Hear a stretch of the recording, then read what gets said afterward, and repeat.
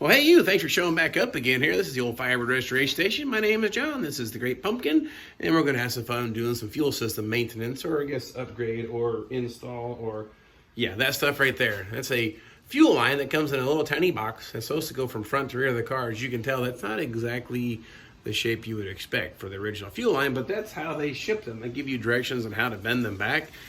I guess it works. It actually doesn't work out too bad. It's a one-piece line that's going to go from the rear of that car all the way to the front, and then feed the engine. We're getting ready to stab back on this thing. We've got a brand new gas tank because, you know, 50-some years old, a lot of sediment, a lot of crud. It's just not worth the gamble when these tanks are about $100.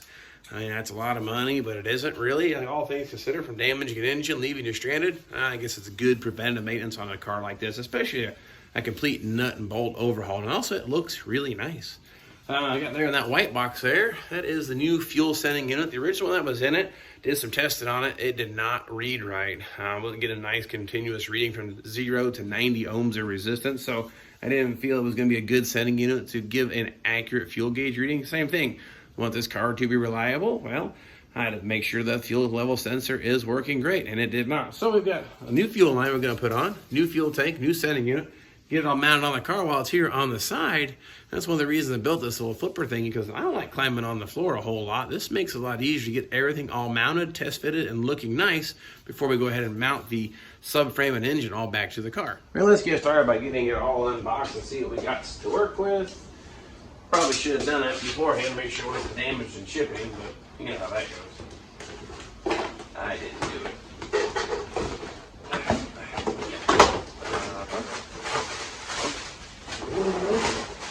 Look at that. Shiny.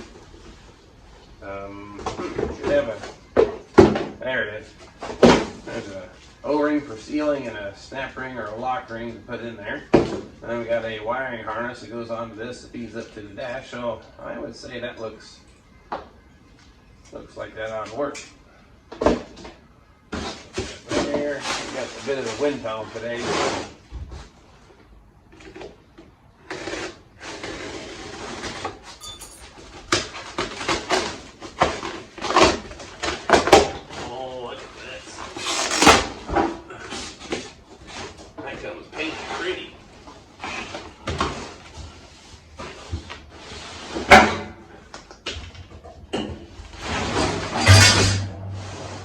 This is a kit that I bought. I like that. It came with the tank and the straps, like $100. So I thought that was a pretty reasonable deal.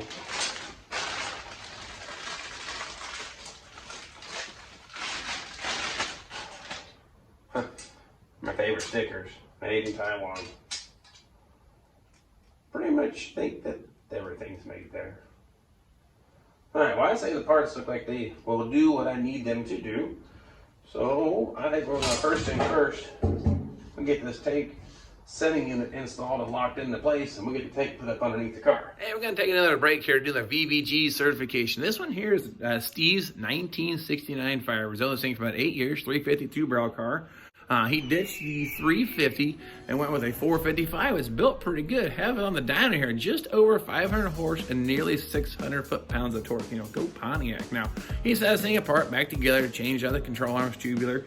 And of course, he's hanging out with all his buddies putting the engine in here. And of course, you find Steve here laying on the floor under his car. I'm not quite sure. Maybe he might be sleeping. But nonetheless, getting the job done. Been taking around for a while. We never know how long it's going to take to finish these projects, but don't give up. And of course, it's always a nice thing to have a spare car hidden in your garage. If you guys can find the Firebird in this picture, get your bonus points. But Steve, appreciate your submission here to our channel.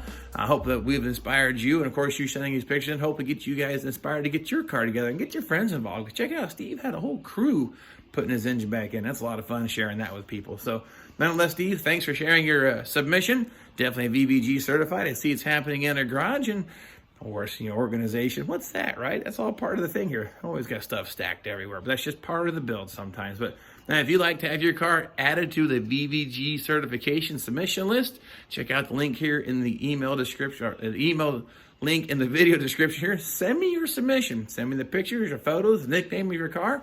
And of course, appreciate you following me on the journey. Love to post your car up just the same, but let's get back to the build. Yeah, this gas tank looks so pretty. I'm going to leave it up on the cardboard box while doing this so that I don't scratch it up, because I really like the looks of that. And I think factory was either galvanized or a steel finish, but I think this will actually hold up really nice being that it's painted.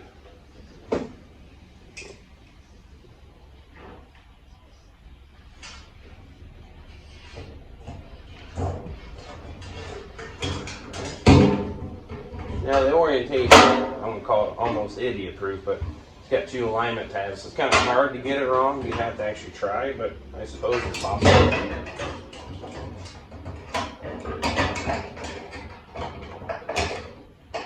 Well, you devil. The wire goes on that side. Okay, now.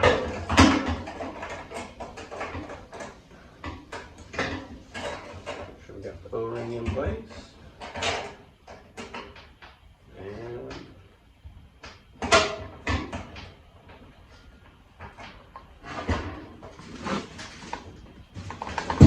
Lower my bench here a little bit.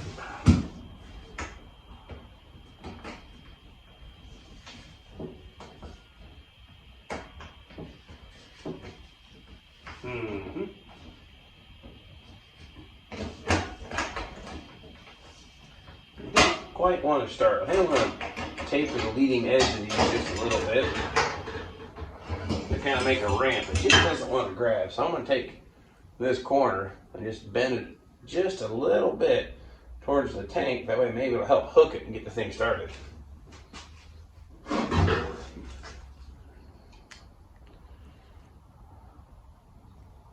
We only moved it a tiny bit, but I think that'll work. A little more. There we go. Yeah. Now let's see if that works any better.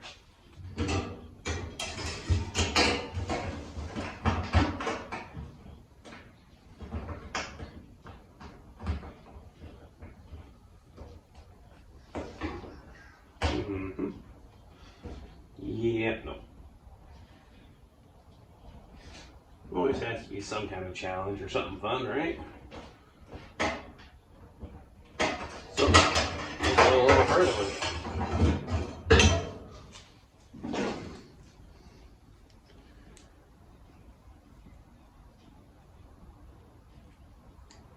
That's quite a bit more drastic, but let's see what it does.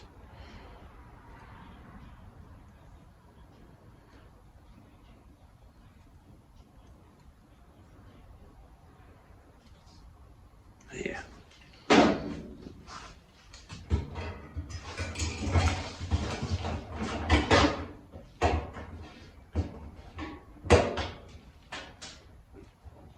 Hey, now we're talking.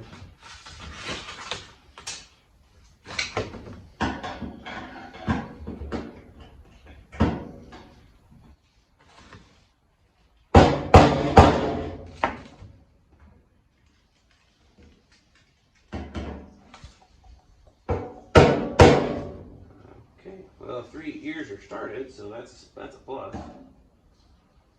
There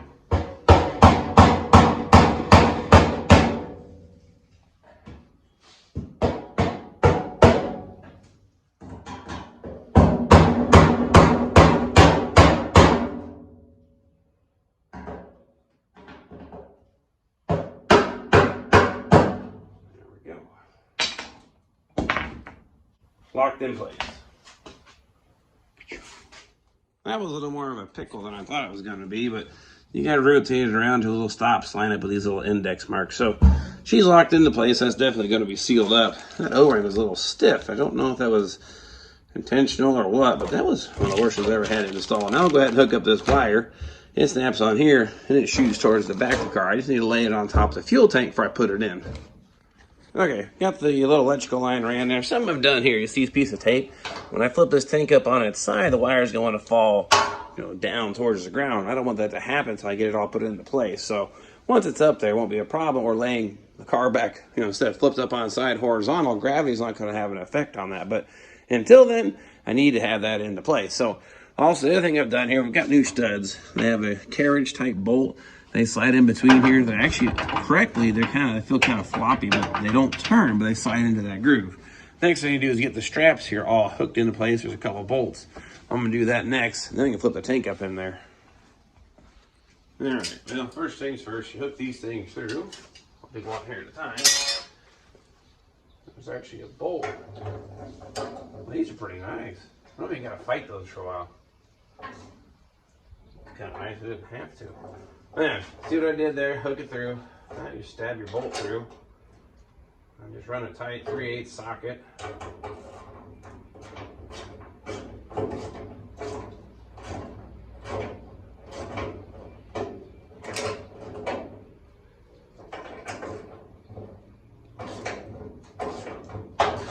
And it's a whole lot easier doing it standing up as opposed to laying on your side.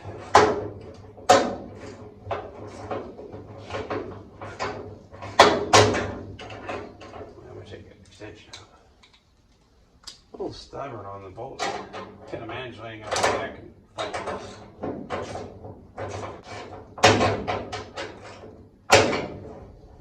We get the point, right?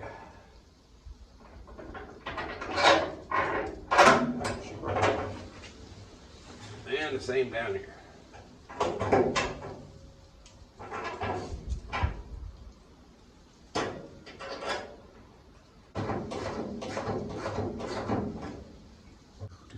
Okay, moment of truth.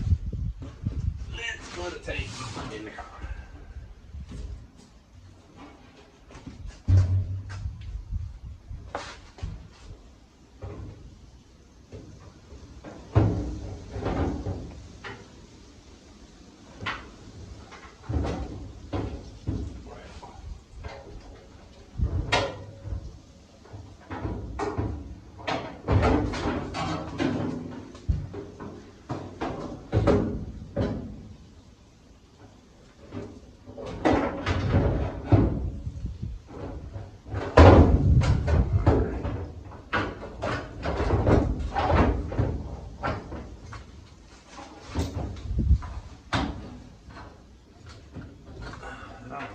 Now, piece of tape is holding my nut. Huh. I don't have to work so hard.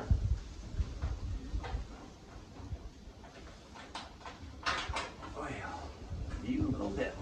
There we go. Come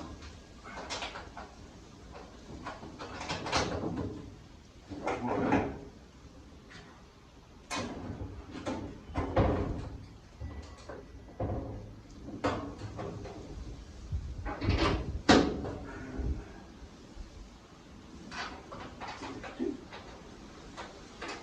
Well, let's get you up here and look a little closer. Here's what you also do. The ground goes right there. It's one of the times I put a self-tapper in and actually leave it in. That's pretty close to the factory location. That'll keep your fuel tank sending unit grounded and get you a good fuel gauge reading. And then check this out. Remember that wire that I taped up? Right there she be. So when I'm ready to install it back this direction, it's not laying down or got stuck between the top of the fuel tank. So just a quick little thing there to make it work. Now, I'm gonna work on untying that knot. We'll get that thing straightened out, lay it out, hopefully get it where it fits like it's supposed to. And it kind of runs down just inside the rocker panel here, shoots over here on the inside of the frame rail, on this side of the frame rail, then it connects here to the fuel tank. There's a little bracket that bolts here to the gas line. I need to find that somewhere in the pile of parts. So we may have to, yeah, I should have been a little more organized when it came to that. There's a little tiny bracket, or maybe I got an extra one somewhere, but anyway, get that thing straightened out first, then we'll get it hung. Well, basically there's 3 bends. They'll tag it like this, a little sticker here. That sticker tells you that bend is not supposed to be there, and you're supposed to massage it back to straight. And I've done that in 3 locations, so hopefully I can get that thing straightened out. But the best bet, I think, sometimes is kind of lay it on the floor and then work them back out, or stand on them. I mean, they're just kind of a thing to do here, but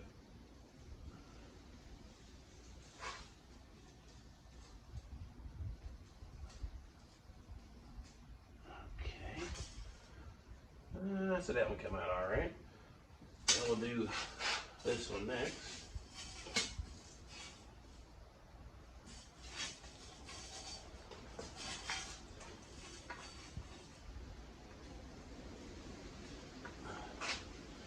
That one's good. So one more right here in the middle.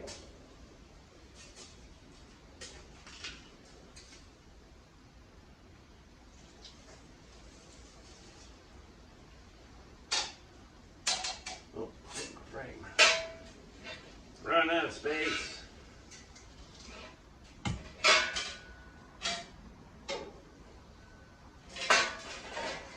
Okay, now get rid of those daggum stickers. Okay, got the line straightened out. Kind of got it kind of laying in place in there. But the interesting fun fact, 69 frame rails is what these actually originally are.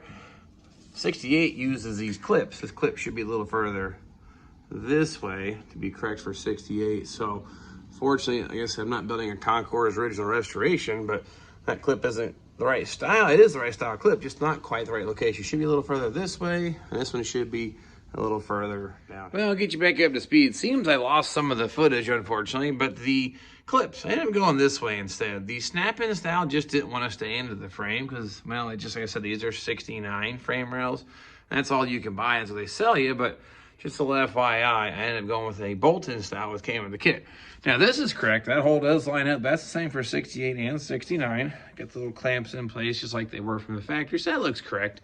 Then you come along here, you have a hole down here. Normally it's a little strap, a little small bolt, but this came with the kit. I really like this style, so I liked it. And this here, you just bolt to the floorboard. Now, 69 has a little boss that you actually attach everything to. And then, of course, it just shoots out the front here.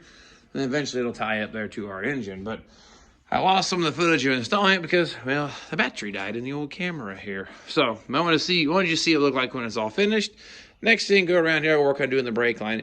It runs along that rocker panel and shoots out the front. So that's really about all I have left to do on the underbody here, because here's the brake line bracket, bump stop there for the axle. Fuel tank's all beautiful, looking really nice. So like I said, that looks like just the brake line. Then I can flip this thing back down and hook that subframe, engine, transmission assembly all back to the bottom. Yeah, the great pumpkin coming along, got the brake lines yet to run, and then I can finally take this thing off the car flipper thingy, doohickey, whatever. And I still need to do the video on that. I know I said that probably 11 billion times, but it will happen for you soon enough. But I think I'll do it as I'm taking it off, though. I can show you the operation, show you how it's collapsible, so I can actually stack this thing up in the corner of the garage when it's done. I kind of engineered it that way. Like I said, originally I wasn't planning on keeping it, but I just can't help it. I hate throwing stuff away, especially a useful tool. And then we'll work on getting that buttoned up, bolted to all this, and getting 4 tires back under the great pumpkin here. So we're making it happen in a 2-car garage, just the same. You can do it too. I may do a little pit stop here, do a little cleanup, because I got stuff everywhere. It's probably time to hit the reset button and reboot and clean up, put things back into shape, because it's getting a little chaotic, and our weather has made a turn for the worse. There's so much snow, you can't even see how bright it is behind me. It's actually snowing today, but I wanted to keep the door open because I like the fresh air, I like the sunshine, and I feel claustrophobic in our garage. But anyway, do like I normally do, rambling, having a lot of fun. Appreciate you guys following me on this journey. I'll get the camera back out here for the next part, whatever it may be, but it's going to be part of putting this thing back together. But until then, you guys stay safe, go make a few snowmen, and we'll catch you next time.